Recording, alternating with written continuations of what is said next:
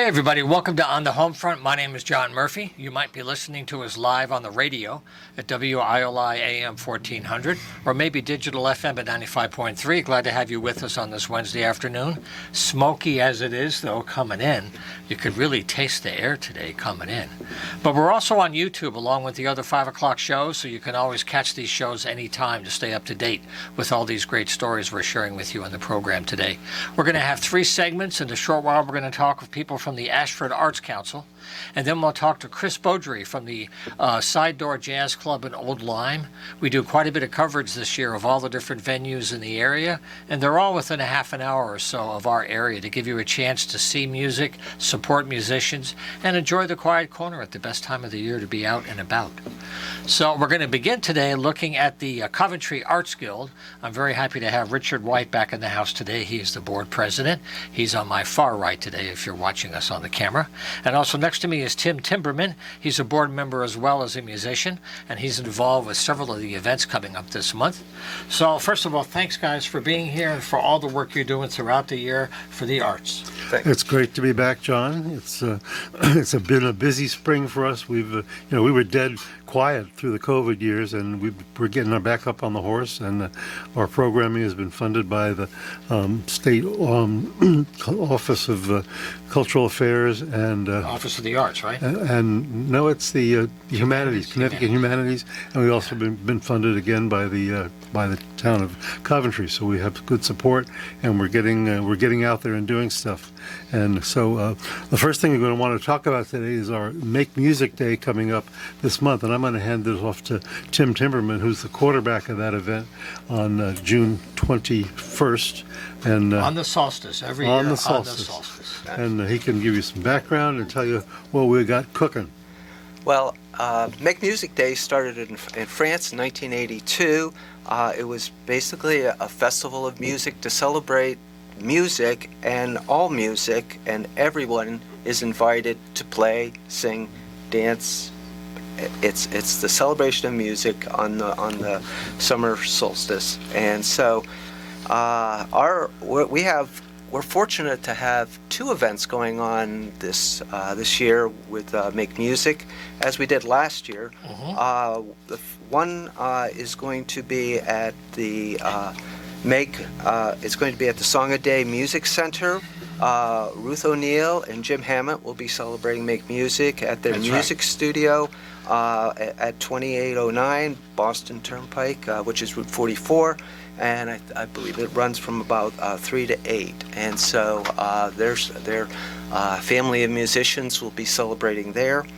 Our second venue will be in Coventry, also in Creaser Park, which is at 109 Case Road, and will also be from 3 to 8. It will be under the pavilion.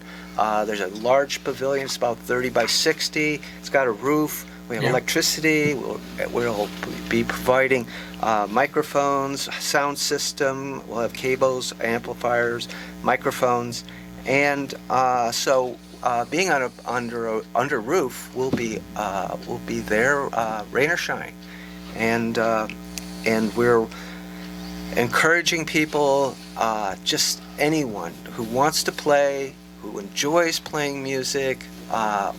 If you're a beginner or a professional, we want all to come together, and we want to celebrate Make Music Day. I just want to mention one more thing too. This the history of this is a bit more radical, because the whole idea is that you have music in places where you don't normally have music. You can always have it in a theater, but it could be on your front porch, it could be in a parking lot, it could be in a park, it could be in a street corner somewhere. It's just the idea of having music in the environment everywhere throughout the whole day of the solstice. And if you go to the main website, makemusicday.org, that will tell you across the world what they're doing, including the U.S., so then you can search by the state. And there's a whole bunch of activity in the New London area that goes on. Fairfield has some of the stuff. New Haven does. And if you go to the website, you can figure out all the events, because they're all adding up right now, because the solstice is just a few days away. Yeah, 2 weeks away. 2 weeks away. And by the way, I wanted to ask Tim a question, because as a musician, he's played before I think twice. Can you tell me what it's like in the spirit of the day compared to playing somewhere that you might do normally? On this day, what made it different for you? Well, it's different in so much as that everyone is there to enjoy themselves, and what made me see what the day meant was we had a young student of Tim Maynard's, who's in Manchester, 6 years old, and he played the electric guitar. He played Wild Thing. Wow. And the Trogs, right? Yes, the Trogs, and he That's played awesome. the solo, and 6 years old, and the kid nailed it. And So he moved you. He moved you. oh my God, it was know. just like watching a 6-year-old playing a guitar. Sweet. I wished I could play that good when I was 16. Yeah.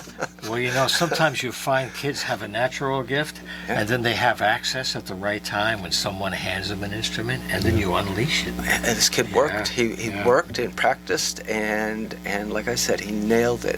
And I think everybody at the event really was moved by that, Right. and encourage it. And the other thing is, it was encouraging just to accept everybody at whatever level. It doesn't matter. That's right. Making music is right. emotional. It's spiritual. It's really something that's very emotional and a great thing. Whatever level you're at, you share what you are right now. That's the beauty of it. And the people That's it. that attend appreciate it, and that's what it's all about. Yeah. So thanks to Ruth and Jim, too. They've been doing this for several years now. They've been with Yes. this whole thing. So anyway, I just want to mention the website, too, to follow up on everything they're talking about is coventryartsguild.org. And you can follow up on everything. But there's more events going on, too. They're very busy. I know you have things, and there's another spoken word thing coming up, right? Well, we've been Go ahead. having a trio of poetry open mics this spring, and the third one will be the end of this month. This is Friday, June 23rd, and they happen at Millbrook Place, which is one of the venues we frequent in the village of Coventry, 1267 Main Street. And we've had 30 people come along each of the previous two times we did this, the end of May and the end of April. So we're looking for another smash hit open mic poetry evening Nice. at Millbrook Place on June 23rd. And one other thing that I wanted to mention, and this is coming right up because I've been framing pictures and getting my kit ready. This weekend is the Art and Garden Tour around Northeast Connecticut, and there are 9 locations and about 18 artists, 6 of whom are Arts Guild members, which is why I take the liberty of putting it in as one of the feathers in our cap, even though it's not an Arts Guild activity. So I will be at Barbara Timberman's studio on Main Street in Coventry. But if you Google Connecticut. The Arts and Garden, Connecticut. Well, I got a website on the flyer here. There you It's in Mansfield, Wellington, and Coventry. There's 3 towns. It's a smaller zone, but it's a real nice, quick local. And it's artgardenct.com. Thank you. Artgardenct.com. But then you have Artist Open Studios later. Yeah. That's the whole region. This is an earlier version and smaller. So it runs from 10 in the morning to 5 in the evening, This both weekend, Saturday and Sunday. Great. So get a look at the website, see who's out there. They have good coverage of all the different artists that'll be around there, and especially if you see something that you'd like to put in your new family room, head to that one and share some of the wealth with the starving artists And gardeners. and starving gardeners. So that's what we got cooking, and then by the end of the summer we're going to be doing our Arts on Main festival. So if you're interested in being a vendor, we have vendor openings for Arts on Main. So check the website for vendor opportunities. That same website, coventryartsguild.org. So that's what we cook. That's what we got cooking. Tim, do you know of other music-related activities just by chance, since you're connected a little bit? I know there's a lot happening. Sometimes I don't get the word until a couple of days before, but I know there's a lot happening. I see stuff on Facebook. Yeah, there's, and that's something that the Art Guild is looking at. Besides, one step beyond the Make Music Day is, Right. and how we're having an open mic for poetry. We're looking at possibly come autumn, maybe doing a open mic for music, almost kind of maybe a coffee house type of thing. There used to be a open mic up at Vanilla Bean, which they That's stopped right. doing, but they still have music up there, but they're not doing the open mic. But this might be a venue for some people to gain confidence and play. Sure. Playing in front of people is not easy. No, you're smiling right now, but it takes But a lot to get comfortable, doesn't it? You have to be comfortable, Yeah. and playing at these open mics and like at Make Music, it's gains confidence, and you just feel more at ease, and you can play better. People mention that too when we have our open mic for poetry. When to get in front of people and to read your own poetry, it can be scary, but go do it. And I'll tell you, I was amazed. The last two poetry open mics we had in Coventry were amazing, with the enthusiasm of the people that they came, the appreciation of the people that came, because and the quality was unbelievable. I really, it was my first time I'd been to an open mic poetry reading, Okay. and it opened my eyes. It was really amazing. It also opened my heart. These readers were reading from the heart. I was startled at how personal some of the poetry and the reflections were, in a good way, revealing about, significant events in their lives, pain in their lives, happiness, and and there were, often there was family. There was a mom there who was coaching her college-age daughter and having a great interaction and going through all she had an insider's view of what the daughter was talking about. But, Sure. But there was the energy was just infectious. I think you mentioned about half of the audience was there to read, Yeah. right? That's a large Yeah. number. That's half the crowd. Yeah, we had 18 readers the first night, and the second night the readers there was 14, I think, and the readers got to do a short second round. And also, just if you look back at them, what was the age range? I'm always wondering about new writers coming out who are younger, people who have been at it for a while, they're more comfortable in front of a crowd, and what that mix is like. It was a good mix. Yeah. There was one group, I think maybe 4 or 5, who were students from UConn. Okay. And their professor had corralled them and brought them over and gave them he was one of our consultants in putting the whole thing together in advance, and he brought I think 5 or 6 students, and so they read, and they were very good. And then there were some that were much more hip hop flavored, some cool cats, that kind of thing. And then there was some older folks.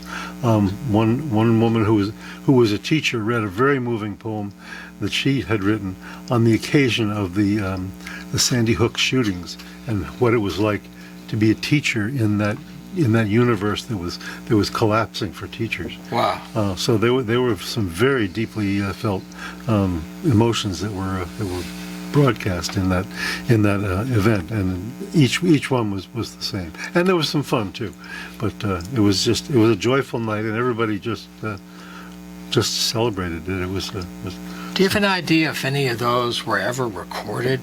To have that on your website would be such a draw with a simple release, Well, I'll tell you. Or for I'll those tell you that a want- secret that I'm thinking Yeah. to recap with the writers that have read for it, and invite them to submit to do it like a chapbook at the end of the year, so we have Okay. something published.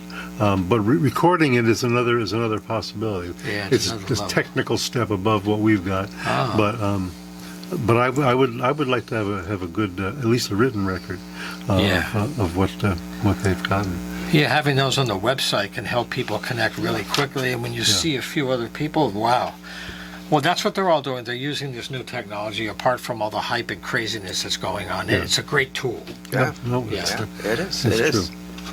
And Linda Blakesley is our host and master of ceremonies, and she's been doing these in and around the area. She works in Manchester, and there is a regular open mic for poets in Manchester, and she's a regular player there. Now she's the captain of her own ship, and she loves it. She's a firecracker. She just really energizes the whole process. So if you're if you have any mind to think about coming, do it. You will not be disappointed. Well, if you're listening to us on the radio right now, we're talking with Richard White and Tim Timberman from the Coventry Arts Guild about their summer events. And the website to follow up is coventryartsguild.org. They've got this great festival on Wednesday, June 21st, the International Make Music Day on the solstice, the open mic poetry coming up on the 23rd.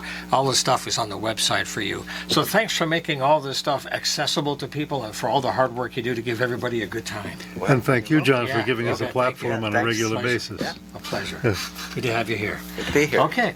So we're going to take a short break on the Homefront. You stay with us. We'll be right back. Here's some messages. Okay, we're back live for the second part of our program today. For the third part, we're going to have folks coming from the Ashford Arts Council. One of our guests is coming in, but this is a live show right now, and she's having a little travel delay, so she'll be our third segment today. They have a lot to share with you. But right now, I'm happy to continue our focus on live music in our region. As you know, I've been covering all the venues within an hour of Willimantic, and one of them that really is dedicated to jazz is the Side Door Jazz Club at the Old Lime Inn. And I had the general manager and friend Chris Beaudry here on the phone today. He wasn't able to be up here with us because he's actually at the club working full-time, building a great program to bring a lot of New York music up to the shoreline. So first of all, Chris, thanks for your work for the music to keep it alive and well, and thanks for being here today. And John, right back at you. Thanks for everything you do to promote live and local. Yeah. Well, look, I know it's been a big change for you because at first, I guess, at some point you were helping them with some of their programming, and then you really got more and more into the operational side. So from that new role, what is your sense of the overall scene for live jazz in our region and how the musicians you talk to when you get them, in the club, how are they doing overall when it comes to being live? Well, it's been an interesting journey. I celebrated 2 years at the venue as the manager and artistic director / agent this past April. And come May, the club actually celebrated its 10th year in operation. So the 10-year anniversary is really something to behold, especially considering they went through the rocky patch of the pandemic. Oh, yeah. Having to close down. But we are in full swing, and word is getting out both among the patrons and the musicians. My job has actually become progressively easier because of the word-of-mouth factor. These world-class musicians are now referring us as a viable venue between New York and Boston, and not that it has never been, right. But I think the word-of-mouth, wildfire for, I guess really lack of a better term, is really taking off. And we celebrated the 10-year anniversary weekend. Owner Ken Kitchings went ahead and bought himself a 10-year gift of a Hammond C3 organ. We're one of a very few handful venues in Connecticut that now has an in-house organ. And we debuted it with the Chris Potter Quintet. Chris Potter has played with everybody from Herbie Hancock. He's headlined Newport Jazz Festival. Oh, yes, indeed. He's on Steely Dan albums. You look up Chris Potter on Google, saxophonist, not the actor from Kung Fu: The Legend Continues. But anyway, we had him. Right. We had him for a weekend, and it's just been a snowball effect since, and we're rolling with it. Oh, that whole Hammond beat, the whole organ thing to me is like a religious experience. Jimmy Smith, all these folks, Lonnie Smith. So that's in the house. It's like for some people, you have a Steinway Grand Day. Okay, that's nice for that kind of music. So just kind of run down the next month because we're doing this early in June, and you have quite a program going in the next month. I guess I was wondering how you were figuring out how to program it in terms of who's available at the time, and what are your choices in terms of different variety and styles.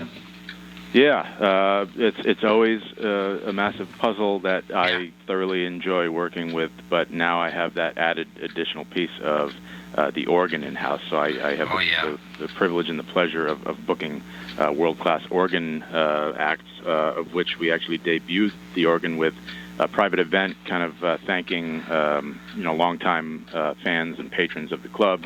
We had a private event with the Brian Charette Trio. Brian is actually from Connecticut, and now he's like one of the most in-demand organists on the scene. And then we had Anna Petrova was with the Chris Potter quintet that I mentioned. But we have coming up this weekend, today is Wednesday, June 7th, but on Friday, June 9th, we have Victor Gould and his trio. He's got the legendary Buster Williams on bass. Oh, my goodness. And then on Saturday, June 7th, we have Joe Fitzgerald, who's actually an Old Lyme local now, but he's bringing like the ultimate all-star band featuring Hendrik Meerkens, who's a world-renowned harmonicist, jazz harmonica, and also Bill Easley, who's a saxophonist of 84 years, and he's played with everybody. I advise people to check out his profile online, but he's played with everybody who's anybody. And then we're going into the pre-Juneteenth weekend, and we're very fortunate to have Cyrus Chestnut and his trio back for 2 nights. That's right, 2 nights. Cyrus is a major proponent of African American history, mostly along the lines of jazz. But we're also kind of sandwiching in the middle a great Juneteenth celebration of poetry and music, and that's at the Old Lyme Inn on the 17th, which is Saturday, from 2 to 4. We're actually having Connecticut poet laureates, current and past, of African American descent, and they're going to be doing some readings that is actually coupled with live jazz on our lawn. So it's going to be a poem reading followed by the Jesse Hameen Quartet. So they're going to do a back and forth kind of thing for 2 hours. And then we have Cyrus Chestnut on site. Who knows? He may even sit in with that group. That's the magic of this place. Sure. And then following that, we were talking a little before we went on air, we have Indudzo Makatini, who's actually the first African from the continent of Africa, pianist to be signed to the Blue Note label, the Blue Note record label. So we're like super stoked to have him. And then we have Sarah Hanahan, who's a Connecticut native. She studied at the Hart School of Music. She's an altoist, whom now you can find solos with Emmett Cohen on his very popular podcast. And then we have Mimi Fox, who's a brilliant guitarist, bringing her organ trio for a whole weekend. And I'm about to unveil the entire summer schedule, which features actually Joey Alexander is coming back with his trio for 3 nights. We have Christian Sands coming back for 3 nights, Jimmy Green coming back for 3 nights. We have to do 3-nighters because the 2 nights sell out fast now. So I'm actually adding an extra night, and I'm just so like over the top about how this club is moving along. What a pleasant dilemma. What a pleasant dilemma. Yeah, you have to add nights. That's sweet. So you add Thursdays? Yeah. Is that what you do? Well, it depends. It depends. Like we've discussed in the past, the routing of the artist. So, if they're playing in New York Sunday through Wednesday, then it might be a Thursday. But if they're playing on the other end, it might be a Sunday. So I would just advise folks to check out sidedoorjazz.com or sign up for our email list at the bottom of sidedoorjazz.com. Yeah. You had mentioned Hendrik Meerkens, one of my favorite harmonica players. He's like in the school of Toots Thielmans or Gregory Mare. Right. Just a phenomenal styles, chromatic, the whole thing. And so he's in the quintet. Has he been with them a long time? Have I lost track of him that way? I think this is like a very special all-star quintet that is not so much a working touring quintet, but it's like a one-off. So, I mean, if you really want to catch something special that's not, you can't actually follow their tour or catch them at a Blue Note or anything like that. You can only see them in this configuration at the side door this Saturday. So, yeah, special. What do you think the issues are for the overall network for musicians now? You can have a couple of spots like, I think of the classic Shaboo when you talk about the jazz scene between New York and Boston. Like even before Toad's Place, the Shaboo was the spot between the 2 big towns. And that gave them a wonderful at the right time. And you're doing that now, but what's the network for the jazz clubs as far as you talk to your other peers in other areas? What's it like as a network? Well, I actually encountered a routing issue with an artist who's coming through in November, and it was because we had them scheduled on a Saturday, and he called me up and said, listen, I'm wondering if you guys can actually move my gig to a Friday because we're trying to work something out on our way up to Scullers in Boston. And, I'm taking a look at the calendar, and we try to do that for the artists because it makes, it's definitely in their favor to be able to play as many nights as possible in a string that they're not zigzagging across the country. Right. So we try to accommodate them to the, best of our ability. So hopefully we're going to make this work for this artist. But, up the Northeast Corridor, if your origination point is New York, you're coming to the side door first. It's on a good night, an hour, 45-minute drive, 2-hour drive. Then you're going up to Boston, Scullers. And then you're going up to Portsmouth, New Hampshire, because they have a great, actually massive size comparison-wise, jazz club, 350 seats. It's called Jimmy's Jazz and Blues. And that opened, I want to say, a year and a half, maybe 2 years ago. So artists are now booking, kind of an endpoint date at Jimmy's in Portsmouth. And then we're coming up on festival season, so we have a lot of these, massive artists that otherwise we might not be able to get because of the budget, but since they're playing festivals, they're able to use those as what we call anchor dates. So a musician will play Saratoga Jazz Festival or, the Discover Jazz in Burlington Festival in Burlington, Vermont, and then they'll reach out to us and say, hey, I got a date here. I'm wondering if you can fit me in. So once again, another good problem for me to have in terms of booking these amazing acts. Sure. And, the cooperation goes such a long way because if you help an artist with a tour, they remember that too in the future. And it helps everybody if they have to move their date sometimes for you. It goes all around, right? I'm sure it comes to you that way too. Yeah, sure.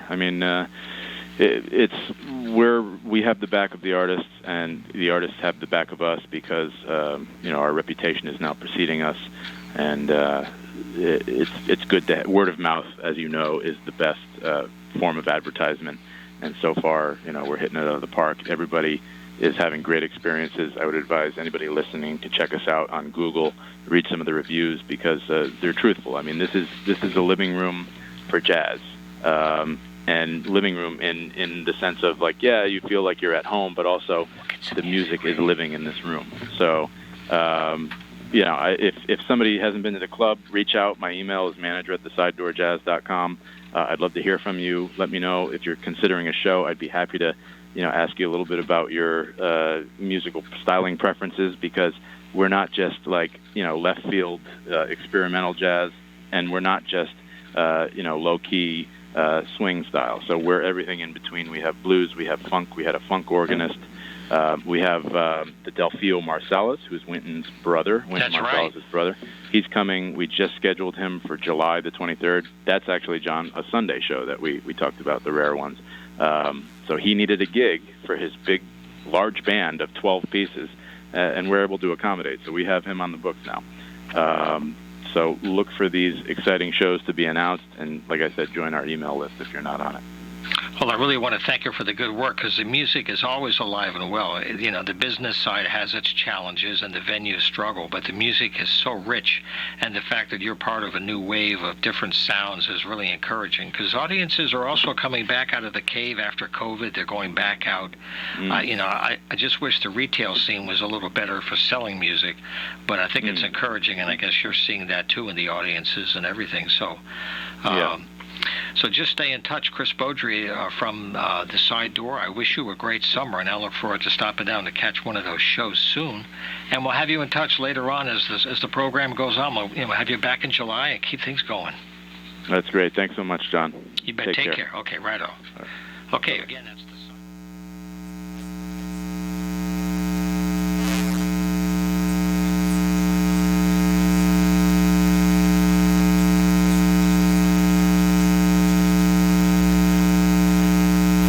There's a place that's nearest to heaven, where the hills roll up to the sky, and the land is peaceful and lovely. It's where I want to live and die. I love the hills of my Connecticut. I love its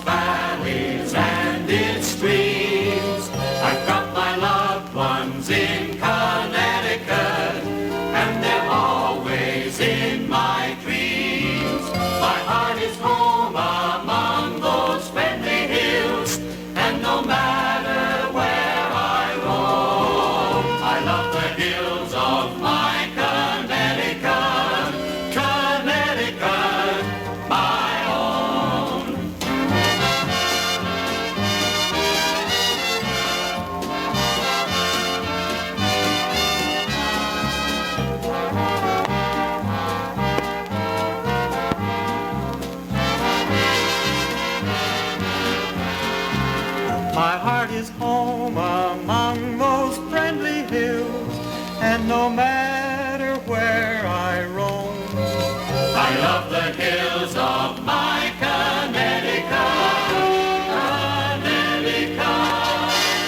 my own.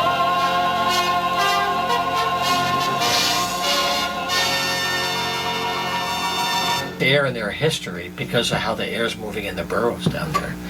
Anyway, we're very happy to have a chance to talk to the good folks here. I've had Deb Gang on the show many times over the years, and you have a lot of good things to update us on. So let me let you get right to it. Sure. Okay, first of all, the Ashford Arts Council has changed its name to the Ashford Area Arts Council. I noticed that, Yeah, yes. because we have members from beyond Ashford. So we're representing many, many towns in Connecticut.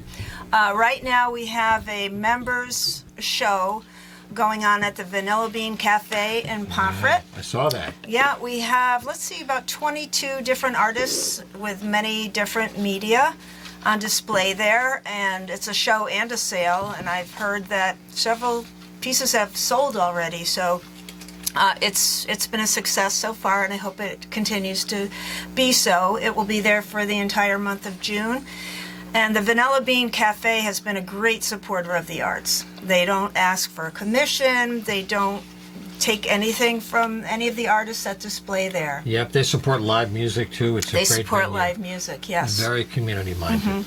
And then we have an event coming up, a beautiful event. It's our second annual Summer's Palette at Westford Hill Distillers in Ashford. A beautiful location on a historic piece of property where Lou and Margie Chady create fantastic brandies and gin and vodkas and all sorts of great things, and they are going to be making a specialty drink for that day.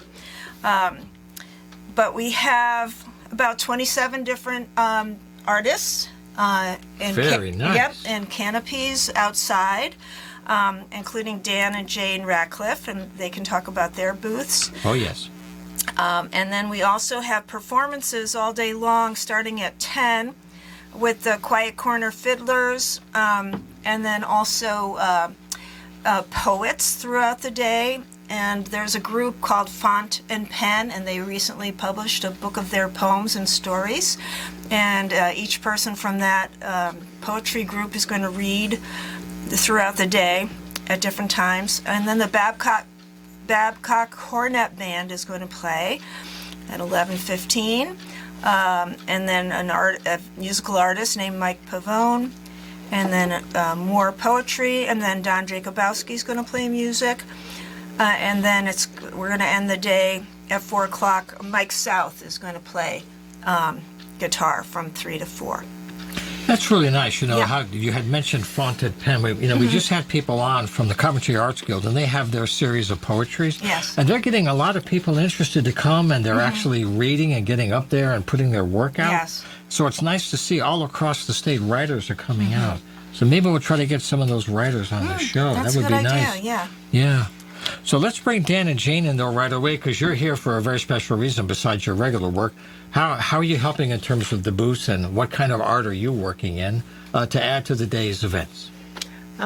Take it away, Jane. Okay. I saw that cue. I'm a fused glass artist. I started 9 years ago. We're snowbirds. So we're in a wonderful community in Florida where the art community is huge. And I started taking fused glass down there 9 years ago. What part of Florida, by the way? We're in Northport in a place called La Casa. And 2 years after I started, I became one of the instructors. So I've been a teacher down there ever since.